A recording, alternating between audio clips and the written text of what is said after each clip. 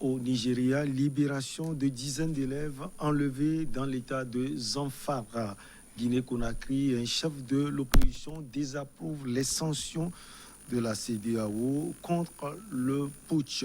Et puis, République démocratique du Congo, manifestation contre des Chinois dans une zone minière. Et on termine comme d'usage par le Togo, influence remarquée des femmes à des postes de décision. Nos invités sont en place. Nous avons Pasteur Edo Komi, président du mouvement Martin Luther King. Vous allez bien?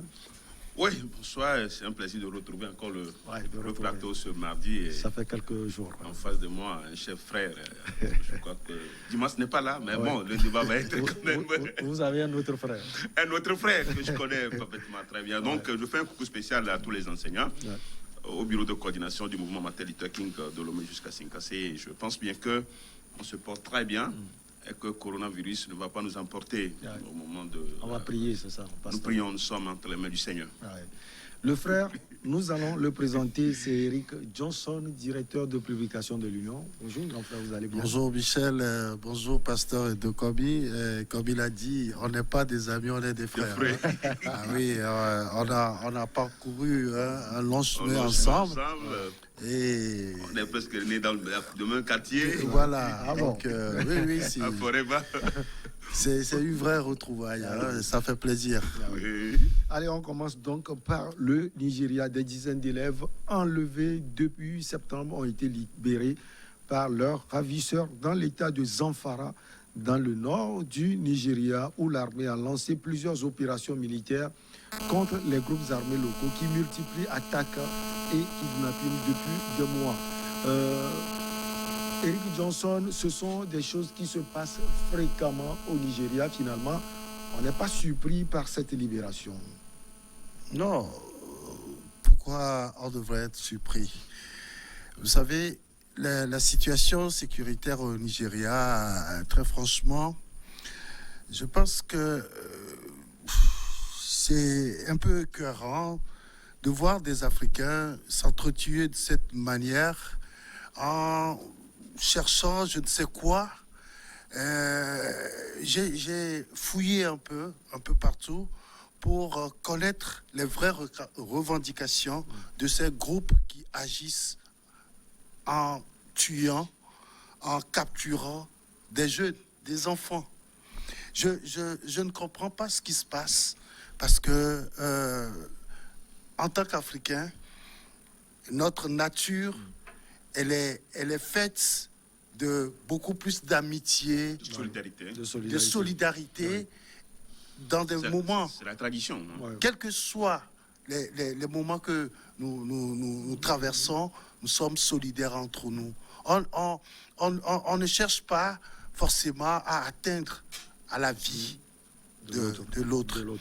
Mais si aujourd'hui on en est arrivé là, c'est vrai, il faut le reconnaître, dans certaines régions du Nigeria, il y a eu beaucoup de frustration. Des gens qui, normalement, aspiraient à plus de développement se retrouvent dans la misère totale. Parce que les gouvernants, parce que la corruption a atteint un niveau où personne ne peut l'endiguer. Et donc, il y a eu ces frustrations, mais je pense que, fondamentalement, s'il y a des choses comme ça, il faut que l'on discute toujours. L'on ne doit pas aller jusqu'à... Nous ne fabriquons pas des armes en Afrique, mais nous les utilisons plus que tout le monde. Et c'est ça qui est vraiment frappant. Nous les recevons de quelque part. Oui, nous l'achetons. Nous disons que nous sommes des pays pauvres. Nous n'arrivons pas à nourrir nos populations, mais nous avons l'argent pour acheter des armes. Et comment utilise-t-on ces armes-là? On dit c'est pour la protection des peuples, mais ici, c'est contre finalement les peuples. Je dis, si nous voyons cette situation-là et que dans ces régions, des gens s'organisent pour devenir finalement, comme on les appelle, des terroristes, des djihadistes, etc. Mais le pire dans tout ça, c'est qu'on s'en prend aux enfants. Ouais. Les enfants qui sont touchés, les enfants qui sont à l'école, on va les capturer, on va les prendre juste pour la forme. Je dis c'est pour la forme, ou soit c'est pour toucher le cœur de l'État, mais finalement on fait plus de mal aux populations qu'à l'État. Maintenant, aujourd'hui, si on me dit que ces enfants ont été libérés, je pense que c'est plutôt là-bas qu'il faut aller. C'est-à-dire chercher à ce que tous ces gens-là qui sont capturés, et finalement, on me dit que ce sont des groupes de bandits.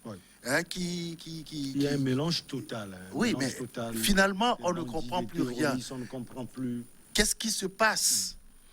Et comme on l'a toujours dit, le problème de gouvernance est fondamental en Afrique et surtout au Nigeria. Pasteur Edo, commis de cette libération, qu'est-ce qu'on peut retenir? C'est presque la même question. Non, je suis sidéré, je suis abattu quand des enlèvements de ce genre se produisent de manière récurrente dans les mêmes parties du Nigeria. Et il a dit tout à l'heure, c'est parce que ces zones sont immensément riches, c'est des zones minières, mais les populations sont pauvres, parce que la corruption a atteint son seuil, un certain niveau, les populations sont pauvres, et donc c'est le sommet de l'État qui est riche, et donc, du coup, les gens s'organisent et rentrent dans un banditisme inouï, et c'est un moyen qu'ils ont trouvé pour avoir de l'argent. Puisqu'au fait, quand ils font des enlèvements de ces écoliers, finalement, c'est contre des rançons. Ils négocient, ils échangent, et finalement, on leur perd de l'argent. Et il ne faut pas aussi... Il a touché... Vous savez, quand vous prenez l'armée... vous savez, le Nigeria, c'est le géant de l'Afrique. Hein? Il y a des armées, hein? Des contingents très, très forts. Mais au sein, il y a de la corruption. Et ces bandes organisées reçoivent non pas d'argent pour aller s'acheter les armes ailleurs. La plupart du temps, c'est des armes de l'armée régulière. Que certains généraux... On veut dire qu'il y a complicité entre ces bandits et l'armée régulière. Il y a une grande complicité entre l'armée et ces bandits. On leur fouille. Raison pour laquelle, de temps en temps, on leur offre. Ces officiers-là sont arrêtés pour avoir participé à on leur offre les armes là pour aller commettre ces enlèvements, pour aller enlever les élèves. Et puis les rançons, ils se les partagent. C'est ça un peu ce qu'il faut comprendre. Parce que ces bandits-là ne peuvent pas commander des armes ailleurs. Ce ne sont pas des groupes aussi organisés. Ici. Ce n'est pas, comment on l'appelle, le groupe... Boko Haram. Boko Haram ici. Ce n'est pas Boko Haram ici. Ce sont des bandits. C'est des bandits. Donc, qui ont des armes. Et la cible, pasteur, ce sont les élèves. Quelles conséquences on peut avoir? Parce que ça fait du mal aux enfants, ça traumatise les enfants. Ça fait du mal aux parents. Vous vous rappelez de ces enfants, des filles de Chibok qui ont été enlevées. Et tout le temps, à cette année, il y a eu 1000 élèves qui ont été enlevés. Et début septembre, il y avait eu presque une centaine début de septembre. Et c'est des dizaines qui sont aujourd'hui libérés. Donc c'est pour dire que l'insécurité, c'est des États qui sont hors du contrôle du pouvoir central. Alors que on sait que depuis un certain moment, depuis des années, il y a des enlèvements de l'établissement. Pourquoi ne pas organiser une force de sécurité autour de ces écoles pour les protéger et laisser ces élèves-là à la merci de ces groupes isolés, ces bandits qui sèment la désolation au sein des populations. Donc, c'est dire que la situation au Nigeria, le sommet, vous savez, c'est des États qui sont organisés. Il y a des gouverneurs. Mais des fois, on se rend compte que... Le sommet est pourri, vous voulez dire. Le sommet, quand le sommet est pourri, finalement, la mayonnaise n'arrive pas à prendre. Et du coup, ce sont les innocentes, les pauvres populations, ces élèves-là qui seront la relève de demain au Nigeria. Voilà, ils sont traumatisés. Parce que quand on les prend comme ça, la plupart du temps même, certains, on viole les jeunes filles, certains tombent enceintes, et du coup, leur avenir est compromis. Donc, vraiment, le Nigeria devient un pays hors la loi et ça fait mal. Ce qui devait être un exemple pour nous en Afrique, un modèle, vraiment devient un pays hors la loi et c'est dramatique. Eric Johnson, toujours à Zamfara, 12 forces armées, si on peut le dire, ont été tuées par l'attaque de leur base. Cela veut dire, comme vous l'aviez dit tout à l'heure dans votre développement, c'est une zone où il y a l'insécurité totale. Bien sûr, l'insécurité totale. Vous ne pouvez pas comprendre comment une armée aussi forte que celle du Nigeria peut avoir autant de morts. Pratiquement chaque mois, il y a des militaires nigérians qui sont tués par ces bandits, ces terroristes, ces djihadistes.